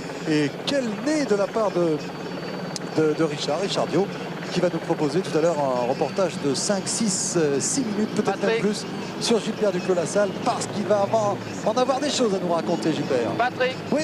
Fin du secteur numéro 4, 250 mètres d'avance pour Ballerini Duclos-Lassalle sur le groupe des 4. Fin du secteur numéro 4. Merci, en effet, nous venons de quitter One. Nous allons maintenant sur la zone 3 à la ferme de Créplen de Jolinon, par là. Ensuite, on passera Confin en Pévelé. Puis on ira au Carrefour en Pével. Pével, oui. Mons-en-Pével, ça avait été la première grosse difficulté inscrite sur les nouveaux parcours du Tour de France, gagné par Forestier cette année-là. Quel talent. Côte terrible. Côte terrible. Avec un tas de fumier en bas, ou une dizaine de coureurs, c'était trouvé le nez dedans. On donne 13 secondes là pour l'instant, Robert, pour les 2 hommes. Toujours Ballerini, la mobilette ou la locomotive, si vous préférez. Mais il relaye. Et derrière, un wagon. Il a pris un relais tout à l'heure. Il va passer encore maintenant pour pas décourager Ballerini. Mais si Van Hooijdonk n'est pas capable de relayer maintenant Ludwig, qui est le seul à prendre les relais, c'est fini. Et bien voilà, Duclos est passé, comme vous l'avez fort bien conseillé. Il est sport. Bien sûr. C'est un bonhomme qui est exemplaire dans son esprit. Je crois que c'est intéressant de voir ces 2 hommes pour ça, parce que Duclos a pu prendre un petit relais, il a fait tout ce qu'il pouvait. Et Ballerini maintenant derrière, prendre un relais beaucoup plus puissant, c'est vrai. Patrick, oui. Derrière Van Hooijdonk, Ludwig, ça va vite aussi, très vite même. Ah oui, bah, de toute façon, là, la course est lancée. Ludwig et Van Hooijdonk savent exactement ce qu'il faut. Ils sont à 20 secondes et Olaf Ludwig a de la mémoire. Il sait que l'an passé, il y avait un certain Duclos qui était devant aussi et il ne l'a jamais revu. Donc il sait qu'il ne faudra pas attendre le dernier secteur pavé pour réagir. Nous sommes là dans la zone 3 à seulement, j'ai bien dit seulement, 19 km de l'arrivée.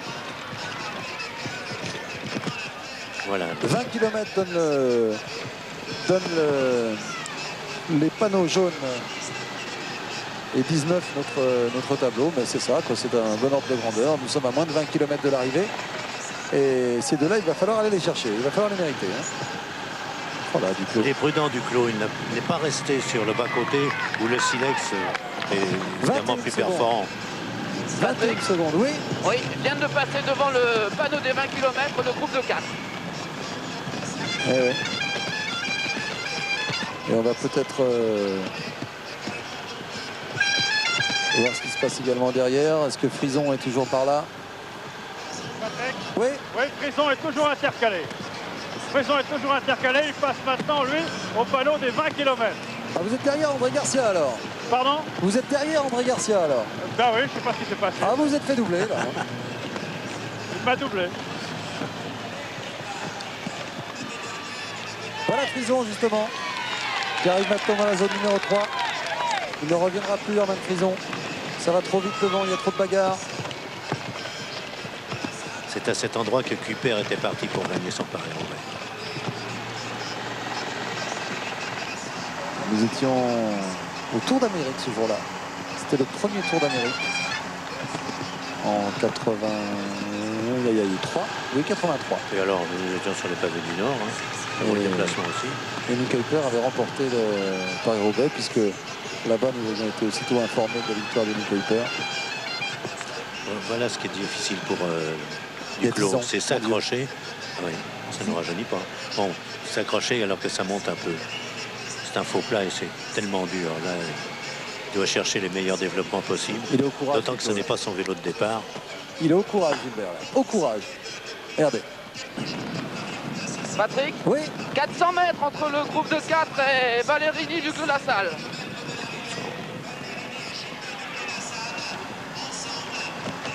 Oh, extraordinaire de retrouver Ballerini et Duclos. C'est quand même une belle histoire de retrouver Duclos ici. Parce que c'est vrai que l'an passé, bon, c'était un exploit énorme compte tenu de son âge, il faut quand même le dire. Il est né en 54, il faut le rappeler. Donc c'est une hygiène de vie. C'est un. Alors qu'on nous annonce 44 secondes ici d'écart. Quand il aura raccroché définitivement le vélo, qu'est-ce que ça va lui manquer Paris-Roubaix? Je soupçonne de devoir déjà penser à quelques voyages à se planquer sur ces routes. Oh, il viendra avec assister au nous. passage. Fin du secteur numéro 3. On doit être à moins de 17 km de l'arrivée. Son fils assure la relève depuis Oui, la semaine oui, dernière. Richard va nous en parler tout à l'heure dans Stade 2. Pas de 18h30 sur France 2. Oh là, Gilbert, Nico Lassalle qui prend le relais, la Ballerini au courage vraiment. Ah oui, pour lui montrer qu'il joue le jeu. C'est du cran. Bah, ça ne surprendra personne. Il aurait très bien pu dire à Ballerini. On nous annonce 1 minute 10, regardez. Oui. Je suis mort, je prends plus les relais. L'autre aurait quand même continué de rouler. Ah non. Ah, il peut retirer beaucoup de bénéfices de cette position, Gilbert Duclos-Lassalle. Bien sûr. Parce que comme il a gagné l'an passé, et pour son palmarès, pour son image, de faire ça encore l'année suivante, d'être là. Le deuxième Français a remporté 2 fois Paris-Roubaix. Ouais. Mais de toute façon, il retirera un bénéfice important de cette présence-là. On va le demander partout. Quels beaux athlètes, en tout cas, tous les deux. Et il ne manque pas d'assurance. Et nous rentrons dans la zone numéro 2, c'est-à-dire exactement à 15 km de l'arrivée. Carrefour de l'Arbre. Alors là, il y a 2-3 virages assez mauvais. Ah oui. Figurez-vous que ce sont des orties qu'il y a là. Et à plusieurs reprises, on a vu des coureurs tomber là et ressortir ensanglantés et tout boutonneux. Ah bah si vous voulez tout savoir sur les pavés, j'ai peur pour lui. Vous aviez le supplément de la Voix des Sports, de la Voix du Nord, sur Paris-Roubaix qui vous racontait tout ça. Et Gilbert s'accroche là, parce que c'est difficile de suivre Ballerini. C'est infernal, vous voulez dire. Enfin, c'est ce qui lui permet de garder de l'avance. Une avance qui se chiffre à la minute peut-être maintenant. Pour l'instant, nous n'avons pas d'écart, mais il ne serait pas surprenant que le prochain écart atteigne la minute. Car les deux hommes sont vraiment, vraiment lancés à fond. C'est le plus gros écart enregistré dans ce Paris-Roubaix entre deux hommes, mis à part l'échappée de Chauvet ce matin, qui a compté jusqu'à 4 minutes 30 secondes d'avance. Voilà les poursuivants. Ah, ça va moins vite, il n'y a rien à faire. Hein. Van der Poel sur un développement immense. Et sa chaîne, il faut voir les coups de pédale heurtés qu'il peut donner. 55 secondes. Alors ça s'annonce vraiment, vraiment, vraiment très bien. Oh là, il va trop vite, Ballerini, pour Gilbert Duclos-Lassalle. Il faut absolument qu'il s'accroche au courage. Oh là là. Oh là, il tire surtout. Quel exploit physique.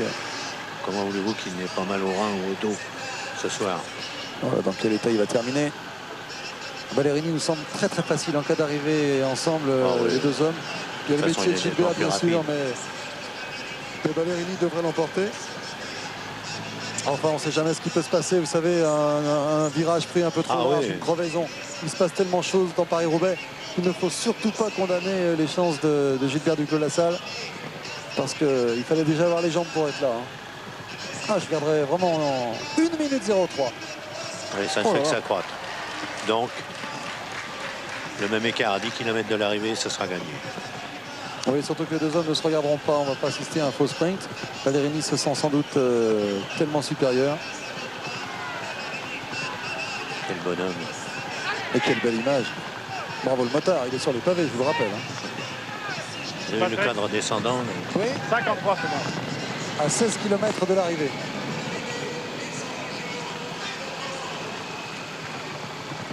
Voilà. Il faut encore attendre 7-8 km pour se prononcer sur oui. la chance définitive de, Bah, il suffirait deux que hommes. l'un des deux ait un pépin. bien sûr. Et puis derrière, ça peut réagir. Hein. Mais pour l'instant, Duclos m'impressionne vraiment de ténacité, de courage. Regardez les muscles des bras. Regardez les muscles des bras, le travail que ça représente. Regardez. Et ça fait Et encore, il ne 6 l'étend heures. pas, là, au contraire, il a tout intérêt à le faire. D'ailleurs, il détend les bras. Avec ses pavés, on a l'impression qu'il est secoué. Avec un écart supérieur à 1 minute, même à 1 minute 10 maintenant, c'est évident. Oh, quelle belle image on nous propose là. 1 minute 11 1 minute 11, extraordinaire. Alors là, si l'écart, c'est notre habitude avec Robert, 1 minute ou 10 km, si à 10 km de l'arrivée, les deux hommes ont encore une 10 d'avance, il ne faudra plus chercher le vainqueur ailleurs. Oh, Duclos qui irait encore chercher une place de 1 ou 2 dans Paris-Roubaix, c'est exceptionnel. Ça dépasse tout ce qu'on peut imaginer. Gruson. Sans oublier ce qu'il a pu faire dans le Tour de France ici à Roubaix aussi. Il avait pratiquement gagné une étape quand Ah ouais. il a déchaussé Quelle son malchance. pied à quelques mètres de la ligne. Pour les deux culs, c'est bien rattrapé, hein, Gilbert, au niveau de la Vista. Nous sommes là à 15 km de l'arrivée. Il y a 253 km qu'ils sont partis. Il y a 6 heures et 10 minutes qu'ils sont partis. Patrick, Et ils sont toujours à fond. Jean-Paul. 45 secondes. Oh non, non. On nous annonce une 10, une 12. Pardon? On nous annonce 1 minute 12. Moi, c'est 45 secondes, le dernier écart. Aïe, aïe, aïe. Et on vous fait confiance.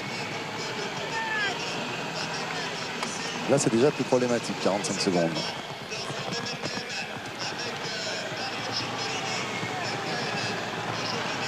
En tout cas, c'est un début de saison époustouflant pour l'équipe GBMB si d'aventure Ballerini l'emporte. Parce que c'est vraiment le carton plein. Vu d'en haut, il ne donne pas l'impression d'être sur des pavés. Ni l'un ni l'autre d'ailleurs, mais Ballerini encore moins. Dans Ballerini, il y a Ballerine. C'est vrai qu'il a une allure de danseur sur son vélo. Ah, l'écart me semble beaucoup plus important. 1 minute 30 à mon chronomètre, Jean-Paul. Nous allons en faire un autre tout de suite. Ah ouais, Rassurez-vous. une 32. Nous avions déclenché au passage, au virage sortie de pavé. Et nous avons une 30 et on nous confirme une 32. Non, non, là, il faut compter 1 minute 30. Et on peut même dire déjà, pratiquement, Robert, je crois qu'on peut dire que le vainqueur est parmi ces deux-là. Sauf incident technique, parce qu'ils vont tellement vite, ils sont tellement puissants. Ballerini nous fait une telle impression. Et Duclos qui s'accroche toujours. Il faudrait qu'ils crèvent tous les deux ensemble ou qu'ils tombent ensemble. Ouais, ouais. Non.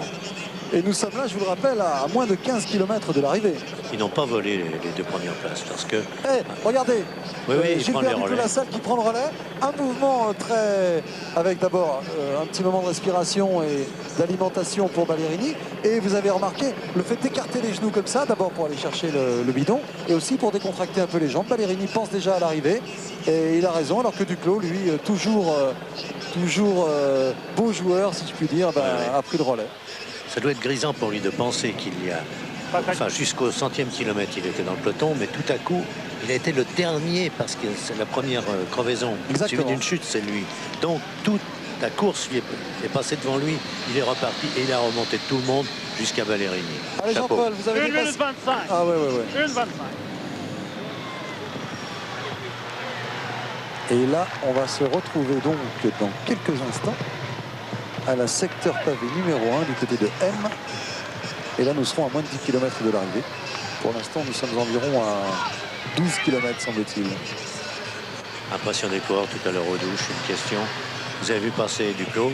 Tous répondant oui, on a vu passer Duclos. On a vu passer Duclos. C'est un bon souvenir. Ballerini qui demande à Duclos de passer maintenant. Il dit, écoute, t'es bien gentil, mais je veux quand même... Oui, on ne sait jamais. Dossard numéro 1, ça veut dire quelque chose. Ça veut dire que tu as gagné l'an passé. Donc, j'ai pas envie de me faire piéger quand même. Hein. Là, Ballerini est en train de s'inquiéter un tout petit peu. Alors que derrière, on retrouve toujours le groupe des 4 avec Mousseau, Van Hooijdonk, Ludwig van der Poel. Avec environ 1 minute 40 de retard. 1:38, nous donne-t-on. 4 beaux sprinters. Ils sont battus. Quel sera le Ah oui, troisième, on va le quatrième, se régaler. le 5e, 6e? Pas la faute. Mousseau, Van Hooijdonk, Ludwig et Ludwig Mousseau, Van Hooijdonk et Van der Poel. Van der Poel qui est pour notre rapide. Oui, mais qui a fait beaucoup de travail. Enfin, on verra bien pour l'instant. C'est entre ces deux-là que va se jouer la victoire dans Paris-Roubaix.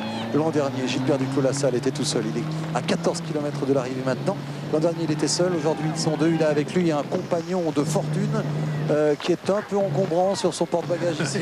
Pas souvent sur son porte-bagages, mais là, il l'est. C'est Ballerini. Et c'est vrai qu'on est bien mieux tout seul dans ces cas-là.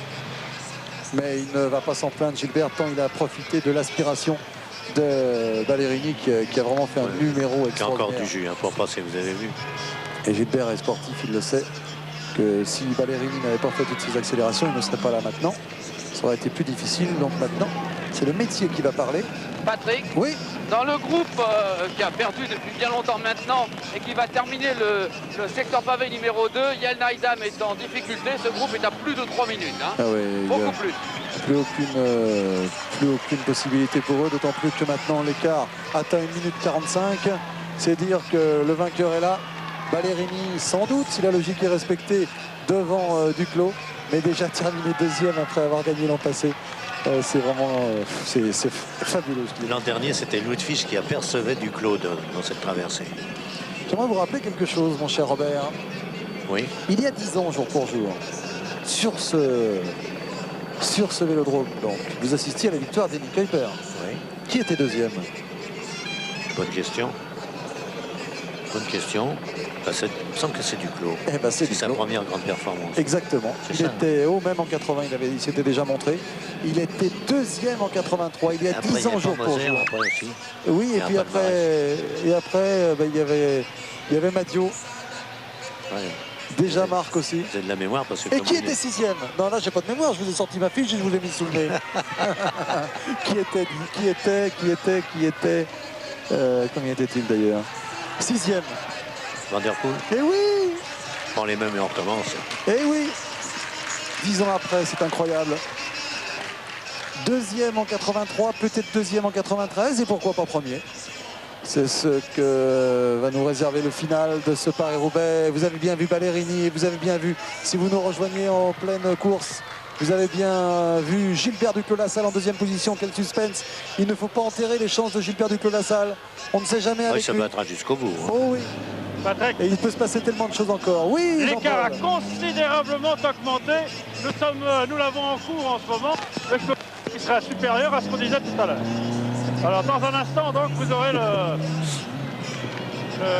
on sera pas loin. l'avance exacte des deux hommes. On sera pas loin des 2 minutes. Hein. Au-delà, à mon avis. Gilbert Duclos-Lassalle a pris le relais pour impressionner un peu Ballerini, lui dire attends, je suis encore là. Patrick, ils sont à moins de 10 km de l'arrivée. Eh oui. C'est vrai que nos amis belges sont déçus. Ils y croyaient énormément à la victoire. C'est Ou vrai, de ça. Mousseau, ou de Van Hooijdonk, ou d'autres encore. Et là, j'ai cru que leur... Allez, 2 minutes tout rond, on vous accorde, Jean-Paul. 2-0-1. Là, plus de suspense de ce côté-là. Ouais. En revanche, quel suspense entre ces deux beaux athlètes, Franco Ballerini et Gilbert Duclos-Lassalle. Quand vont-ils juger bon de couper l'effort et de se réserver uniquement au duel? Oh, pas tout Maintenant de que suite. c'est assuré sur les autres, Je l'espère pour eux, pas tout de suite. Patrick, Oui. derrière le groupe des 4, il y a Jens, Van Nistelrooy et Sergent. Sergent encore là. Donc 7e, 8e et 9e position. Et oui, on les verra tout à l'heure sur le vélodrome. En tout cas, pour l'instant, on pourra intituler ce final le troisième homme pour ce qui concerne Ballerini, puisque c'est un peu sa position derrière Mousseau ou Cipollini. On va signaler quand même qu'il est de Florence et qu'il a quand même terminé 7e de Milan-San Remo récemment et 6e du Tour des Flandres. Et il était 11e dans le dernier Paris-Roubaix. Il a des références, Ballerini, et il demande des tuyaux à son directeur sportif qui doit lui dire attention, N'oublie pas que l'ami Duclos a un peu d'expérience. 5 fois dans les 10 premiers de Paris-Roubaix. Vous vous rendez compte, dans le dernier secteur pavé bientôt, là. 5 fois dans les 10 premiers. C'est son Ça fera 6 15e. fois. Oh là là. Son 15e Paris-Roubaix. Oui. Écart 2 minutes et 10 secondes. Ah ouais. Et on Voilà, va parler les deux aussi, derniers pavés. de la préparation quand même de Duclos qui est allé autour du Pays Basque. Il a préféré le soleil. Il est arrivé tout bronzé hier. Regardez Roger Leget, il va être en train de lui dire: tu n'as rien à regretter, tu n'as rien à craindre de lui, pas de complexe. Allez Gilbert. De toute façon, il n'y a pas besoin de le remonter, il n'est pas utile de le remonter. Il charge lui-même de faire ce qu'il a envie de faire. Les derniers pavés. Ils sont partis depuis 6h20, rendez-vous compte. Ça va leur manquer, hein. Dans moins de 2 minutes, il n'y a plus de pavés. Et nous, il y a 3h20, 3h30 que nous sommes en direct. On pensait faire plus de 4 heures. Mais ce sont les coureurs qui ont décidé autrement en étant autant en avance. Et le fait de plus qui nous épatera, c'est leur état de fraîcheur à l'arrivée. Ça étonne toujours tout le monde. Mais il n'y avait pas de boue cette année, donc les visages seront bien sûr maculés, mais ne seront pas boueux comme dans les grandes années. En tout cas, Duclos dans le roue de Ballerini. Duclos qui a encore une chance à jouer. Quelle finale. Duclos est en train sans doute d'essayer de respirer, de reprendre des forces, car il n'en faut pas beaucoup là, pour finir. Il faut un petit coup de jus supplémentaire, c'est ce qu'il va essayer d'obtenir. Ballerini, Duclos. S'ils rentrent tous les deux ensemble dans le Vélodrome, vous allez entendre le public. Le triomphe est assuré. Ça va être quelque chose d'extraordinaire. Mais Ballerini va peut-être tenter quelque chose avant. Le Vélodrome est plein. Ah bah. Ça vous surprend? Non, mais c'est en séance de préparation avec simplement l'arrivée de Paris-Roubaix VTT. Mais qui a attiré l'attention tout à l'heure de tous les spectateurs. C'est un peu nouveau tout ça. Regardez, il se met en décontraction, Gilbert, avec encore danser un peu. Des traces de sa chute. C'était le premier malheureux, le premier malchanceux de la journée. Il est resté pendant 10 km avec Gouvenou pour tenter de revenir. Tel qu'on le connaît, s'il doit être deuxième, il dira décidément que c'était pas un jour de chance. Il aime la gagne. Ah là, ils sont 4 un vrai. Et lui, là ils sont 2. Et c'est Duclos qui prend le relais, ça c'est révélateur. Alors qu'il sait que l'écart est suffisant et qu'il ne risque plus rien. Il veut mettre le doute dans l'esprit de Ballerini. Il veut lui mettre le doute. Pour que Ballerini se dise... Il va peut-être tenter le coup de la surprise, Ballerini. Mais si jamais ce Duclos était plus frais que je ne le pensais. Voilà. Quel suspense. Ballerini, Duclos. Derrière Mousseau, Van Hooydonck, Ludwig, Van der Poel pour les places d'honneur. Ludwig doit l'avoir quand même mauvaise. Qu'est-ce qu'il lui donne? Un petit bidon. Patrick? Oui. Oui, et bien dans le dernier secteur pavé, il ne faut pas oublier le retour possible de Sean Yates, Van Nistelrooy et Marc Sergent, car Sean Yates fait un numéro derrière. Ils sont à 300 mètres, à peine. Et ils joueront pour une place d'honneur. Eh oui. On trinque avant. Alors que Roger Leget, oh là là, Ballerini dit attends petit gars, là maintenant il faudrait peut-être pas en rajouter. Il faudrait peut-être prendre le relais. Mais Duclos est un vieux briscard, il sait qu'il y a plus de 2 minutes. Il dit moi maintenant c'est plus nécessaire de rouler à fond. Regardez comme il était hanché Duclos. Il en rajoute un petit peu là pour montrer à Ballerini qu'il est fatigué. Patrick. Oh là là, le vieux singe qui n'en apprendra pas à faire des grimaces. Oui Jean-Paul. Les 5 derniers kilomètres. Les 5 derniers kilomètres. Eh oui. Ça passait vite encore à la fin. On va passer dans les rues de Roubaix ensuite. On va tourner à gauche vers ce fameux magasin de fleurs. On a nos références là, nos repères. Patrick. Oui. Crevaison de Sean Yates. Avec le boulot qu'il a fait. Il n'a pas de chance lui. Il est même pas énervé, il jette même pas sa roue. Eh bien pourtant, quel travail il aura fait aujourd'hui Sean Yates. Oui, il a pratiquement permis à Marc Sergent et Van Nistelrooy de revenir sur les 4. C'est presque fait. Allez, on revient sur la tête avec d'abord ici les 4. Vous voyez Olaf Ludwig là en 4e position du groupe d'Intercalais. Et on va tout de suite s'intéresser aux 2 hommes de tête. Car c'est là que ça va se jouer. Surveillons-les bien avec Duclos qui passe à nouveau. Il nous fait un numéro. Il a bien joué. Il a bien joué son coup. Allez, c'est le match maintenant. À ma gauche, Gilbert Duclos-Lassalle. À ma droite, Franco Ballerini. Franco Ballerini, vainqueur d'étape au Tour d'Italie. Vainqueur de Paris-Bruxelles, du Tour de Campanie. Et plus de réserve, hein. Les deux sont sur le 13 dents. Le 12, c'est la team réserve peut-être. Eh oui. Il y a une course qui lui réussit bien, c'est le Tour des Flandres. 9e, 8e, 10e, 7e. Toujours placé au Tour des Flandres, Ballerini. Mais jusqu'à maintenant, Paris-Roubaix, il avait fait 5e en 91. 3e du Tour de Lombardie également dans cette année 91 qui fut très belle pour lui. Mais peu de grandes victoires quand même pour Franco Ballerini. Ce serait la consécration pour lui. Oui, bien sûr. C'est normal d'ailleurs qu'il n'ait pas un plus beau palmarès. Franco Ballerini, qui est né à Florence, donc il y a 29 ans. Professionnel depuis 7 ans. Il est seulement 91e au classement FICP. Il doit gamberger parce qu'il n'a pas l'habitude de la victoire. De la victoire de ce type-là. Et là, Gilbert Duclos-Lassalle est en train de lui donner un peu de doute. Oui, il en fait même un peu trop presque, Gilbert, parce qu'ils sont assurés de ne plus être rejoints. Vous vous rendez compte que c'est son 15e Paris-Roubaix. Patrick, Ouais. un dernier mot avec Roger Loger, le directeur sportif de Gilbert.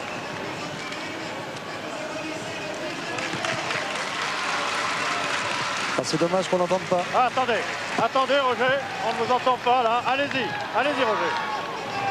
Oui, je disais, Ballerini est très fort. Je suis allé voir devant comment ça se passait. Gilbert, bien sûr, bien aussi. Mais j'ai vraiment peur avec Ballerini.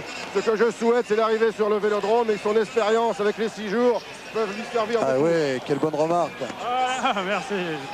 La meilleure tactique qu'il pourrait employer, Gilbert, c'est de rentrer à une dizaine de mètres au plus derrière Ballerini sur la piste et que l'autre fonce dès le début pour le garder en point de mire et l'ajuster dans la dernière ligne droite. Mais voilà le magasin de fleurs dont je vous parlais tout à l'heure. Ça fait partie des classiques de Paris-Roubaix. c'est vers Suméros. On tourne à droite. On nous fait de la pub chaque année à ce magasin parce que c'est un bon point de repère pour nous quand on repère les derniers secteurs pavés. On se dit tiens, quand ils vont tourner à droite là, au magasin de fleurs, on saura exactement où nous en sommes. Là on est tout près du Vélodrome. On est autour, on tourne autour. Ils vont rentrer ensemble dans le Vélodrome. Oh là là, que ça fait peur tout ça. Il y a encore un virage au fond là-bas à droite. Vous êtes tendu, vous? Oui. Moi aussi. Oui, je ne cache pas. Ce sont des grands moments du sport, ça. Il se passe toujours quelque chose dans Paris-Roubaix. Tout à l'heure, on s'est étonné, on s'est dit, tiens, ils sont une vingtaine devant, il ne se passe plus rien. C'est habitué au beau, alors voilà. Une certaine lassitude. Et là, Sophie, regardez, c'est parti. Le virage à gauche et tout tombe ici. Tiens, j'ai tout fait tomber. Là, c'est un secteur hors pavé, pas prévu normalement. Ah oui, ça, c'est pas un secteur pavé. Hein. C'est la rue qui borde le Vélodrome. Enfin, Gilbert, il nous paraît un peu difficile, mais il est toujours un peu comme ça à l'attaque. Virage à gauche au fond là-bas et ensuite à droite. Ah, ça va être étonnant. On est tout près là. Patrick, oui. Excusez-moi d'interrompre une dernière fois avec les 4 qui vont peut-être se faire reprendre par Redon Van Interbeek. Il n'y a plus que 100 mètres. Il y a une bombe qui vient de l'arrière, c'est Sean Yates. Ce serait tellement beau qu'il soit troisième. Ah oui, tant mieux pour lui. Moncassin est dans le coup aussi. Non, Moncassin est un peu plus loin. Ah bon. Et c'est parti pour le dernier kilomètre. Duclos-Lassalle dans la roue de Franco Ballerini. C'est la bonne place pour l'instant. On peut y croire encore un peu. Cadre plongeant un peu pour Ballerini. Très décontracté, il doit gamberger. 15e Paris-Roubaix pour Duclos. L'expérience pour lui, la fraîcheur pour Ballerini. Faites vos jeux. Et on vous laissera entendre l'accueil. Non, je ne suis pas obligé de passer. Ah non, il n'est pas obligé, non. Et ils sont loin derrière, ils Naïf, sont à 2 minutes. Ballerini. Voilà. Ballerini est nerveux, ça peut aider Gilbert Duclos-Lassalle. Vous allez entendre l'ovation du public. Il y aura un tour à parcourir, bien sûr. Vous allez entendre la cloche de Pâques, bien entendu. sur le vélodrome de Roubaix. Ballerini est nerveux, il se retourne trop. C'est un manque d'expérience. Lorsqu'on a 2 minutes d'avance, on ne peut pas voir ses adversaires au bout de la ligne droite. Gilbert Duclos-Lassalle, très... Il n'a rien à perdre, lui. Il a décidé d'être en deuxième position. Regardez le monde là sur le bord de la route. Écoutez le public de Roubaix.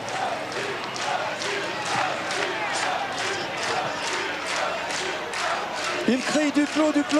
Ballerini toujours aussi nerveux. Duclos l'expérience, Ballerini la fraîcheur peut-être. L'expérience de la piste aussi pour Duclos. Vainqueur de nombreux 6 jours dans les 6 jours de Bordeaux, de Paris et de Grenoble. Ils vont rentrer sur le vélodrome. Écoutez, ils vont rentrer là à droite, au bout. Ils vont virer à droite au bout pour rentrer sur le vélodrome. Là-bas, vers le camion blanc. Laisse-toi décoller un peu, Gilbert. Quelques longueurs. Écoutez-les. Ils rentrent dans le vélodrome.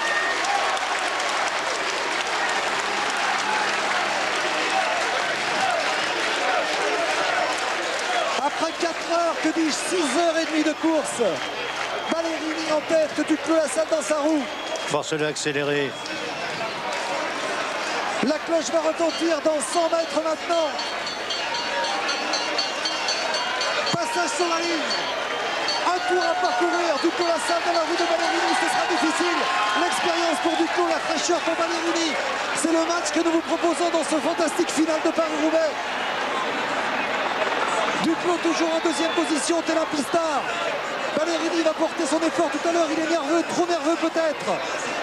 Duclos est capable de faire l'extérieur, Duclos qui se met en danseuse. Ballerini le surveille. Duclos démarre. Bien joué, bien vu, s'il prend la pédalier. Il faut monter Duclos. Ah, Ballerini dans sa roue, ce sera difficile. Duclos a choisi de terminer en costaud. C'est extraordinaire ce qu'il est en train de réaliser, mais Ballerini revient à sa hauteur. Duclos à gauche, Ballerini. Ballerini, victoire de Duclos-Lassalle. Duclos a dû gagner. C'est Ballerini qui lève le bras. Ah, j'ai cru voir Duclos. Ah oui. Ah, incroyable. Une bonne dizaine de centimètres. J'ai cru voir Duclos. Oui, mais c'est Ballerini qui lève tout de suite le ralenti si on peut. Tout de suite le ralenti.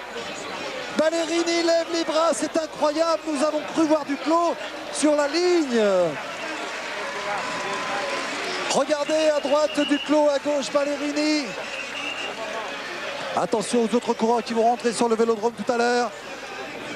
Ah ben on ne voit pas sur ce plan. Duclos. Ah non, on ne peut pas voir. Ah, d'où nous étions, nous avons cru voir Duclos. Nous sommes, c'est vrai, décalés de 20 mètres de la ligne à peu près.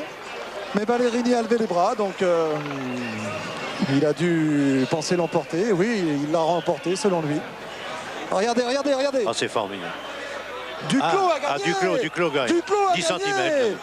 Duclos-Lassalle a gagné, Ballerini a les bras levés, mais nous avions bien vu, Duclos a gagné. Oui. Duclos. C'est Duclos qui a gagné. Et Ballerini saute de joie. Attention, on va s'intéresser maintenant. Au sprint pour la 3e place. Je n'ai jamais vu ça sur un vélodrome, c'est incroyable. Ballerini fout de joie et nous avons vu gagner Duclos-Lassalle de 2 cm peut-être. C'est Van Hooydonk qui mène le sprint là avec Mouzéou, Van Der Poel. Et puis derrière eux, il y a Yates, il y a aussi Olaf Ludwig. Yates de là-haut, il va faire prendre. Van Hooydonk, Mouzéou en 2e position. Van Der Poel, attention, Olaf Ludwig à l'extérieur maintenant. Sean Yates est un peu décalé. Olaf Ludwig pour la 3e place actuellement en tête. Là, c'est plus la pointe de vitesse qui compte. Mouzéou en 2e position. Van Der Poel en 3e position. Yates en 5e.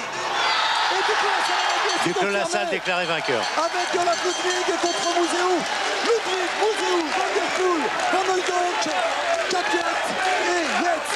Et Duclos-Lassalle, écoutez le public. Sergent, 6e. Et Duclos-Lassalle, écoutez le public, est déclaré vainqueur de Paris-Roubaix. Extraordinaire finale avec, c'est quand même incroyable, ce Ballerini qui lève les bras comme ça, qui se croit vainqueur. Et nous étions dans le doute, Robert. On ne comprenait plus. Mais d'autant que Duclos a refusé ce qui aurait été la sagesse, c'est de se laisser décoller un tout petit peu pour arriver très lancé sur Ballerini. Allez, on revoit ça. Mais il l'a eu au démarrage. Ballerini a trop tardé. Regardez à droite de l'écran. C'est tout à fait régulier. Ça ne fait absolument aucun doute. Duclos a gagné. Et Jean Réveillon, vous étiez dans le quart. car il apparaît que 1 mètre avant la ligne, Ballerini est encore en tête. Il passe en fait. Duclos est à 2 mètres, c'est Duclos. À 1 mètre, c'est Ballerini. Et Duclos lance le vélo et de quelques millimètres, bien sûr, gagne. Et Ballerini croit qu'il a gagné. Ah oui, c'est formidable. C'est Duclos le vainqueur. Mais bien sûr que c'est Duclos le vainqueur. Mais de toute façon, ça nous est absolument... nous sommes... Il y a un micro, allez-y, allez-y. Oui, Franco Ballerini est en train de partir vers les douches. Franco, qu'est-ce qui s'est passé sur la ligne? Il ne veut pas répondre, vous le voyez, il est parti déçu. Oui, mais c'est une faute incroyable de la part d'un coureur. Il est parti déçu, Patrick. Et là, apparemment, c'est une énorme déception pour ce coureur. Ah oui, mais de toute façon, il avait perdu. Nous étions, c'est vrai, décalés de 20 mètres après la ligne. Donc on s'est dit qu'on avait pu se tromper. Mais Robert, comme moi, avions vu Duclos-Lassalle. Et vraiment, c'est incroyable. C'est un doublé, c'est extraordinaire ce qui vient de se passer. 15e Paris-Roubaix, 2e en 83 déjà. Il se retrouve là, vainqueur l'an passé, vainqueur cette année. C'est absolument inouï ce qui se passe. Et là, sur cette image que nous repropose Régis Forissier, c'est sans aucun doute possible. Regardez, comme un sprinter, c'est formidable. 12 à 15 cm. Oh là là, il va être bien sûr l'invité de Stade 2 tout à l'heure, Gilbert Duclos-Lassalle, mais de grâce, Thierry Blanco ou Jean-Paul Olivier, je ne sais qui avait des micros HF. Merci d'essayer de rejoindre Gilbert Duclos-Lassalle. Je le cherche, Patrick. Il est à gauche, là, juste devant la ligne. Devant la ligne, ok, c'est parti. Allez, c'est parti. Tiens, je vous vois courir là-bas. Vous êtes en train de faire 12-2 au 100 mètres. Alors, Dirk De Wolf est en train de passer la ligne. Allez, tout au bout, Thierry, tout au bout. Après la ligne, voilà, il est en train de revenir vers le podium, là. Coupé par le podium, vous allez l'attraper. Pas de problème. Allez-y, là, vite, vite, vite. Il faut qu'on ait Duclos, là. Attention, là, Thierry, hein, il faut Duclos. C'est pire que... Voilà. Voilà, allez-y. Allez, Gilbert. pour vous. Voilà, attention, Pierre, le petit. Allez, demandez à Philippe Sudre, il va vous aider. Vas-y, on s'arrête une seconde. Gilbert, quel suspense formidable. Vous avez cru un instant que vous aviez perdu? Non, je savais pas que Ballerini était très fort. Moi, ce qui m'a fait du mal, c'est la crevaison et la chute au début. Et quand j'ai lancé le sprint, je l'ai lancé parce que c'était la dernière cartouche qui me restait. Et je crois que je l'ai bien utilisé. Il était vraiment fort sur les portions pavées, je l'ai laissé faire. Je l'ai relayé un petit peu sur le plat, mais si je gagne, c'est que j'ai gagné au métier. Et Gilbert, vous gagnez, vous entrez dans l'histoire. Au Pistard, j'ai gagné. Au Pistard. Comment ça s'est passé cette entrée sur le vélodrome? Vous avez cru à un moment, dans les derniers kilomètres, qu'il était beaucoup plus fort que vous? Oui, il était beaucoup plus fort que moi et j'ai laissé faire sur les pavés, je m'accrochais à lui. Je savais que c'était l'homme à battre et quand on est rentré sur ce vélodrome, j'ai dit maintenant il n'y a plus qu'au métier. Je crois que c'est ce métier de Pistard et c'est ce qui m'a rendu service de faire les 6 jours. Il savait qu'il avait gagné oui, tout de suite. Il ne savait pas qu'il avait gagné tout de suite. Non, apparemment, il voulait. Merci Thierry. Merci pour ce témoignage. Bah, écoutez, l'an passé, on croyait qu'on avait atteint le summum de l'émotion à Roubaix. On avait vécu un moment qui nous reste bien sûr en mémoire, qui nous avait émus. Bah, cette année, on a encore battu le... On n'y croyait pas trop quand on voyait la fraîcheur de Ballerini quand même. Hein. Ah oui, non, faut être honnête, Ballerini, ex aequo, ça aurait été bien. Il le méritait l'un et l'autre. Ouais. Non, c'est Ludwig fait 3e. Et voilà, bah, écoutez, nous, on a vécu encore une émotion exceptionnelle.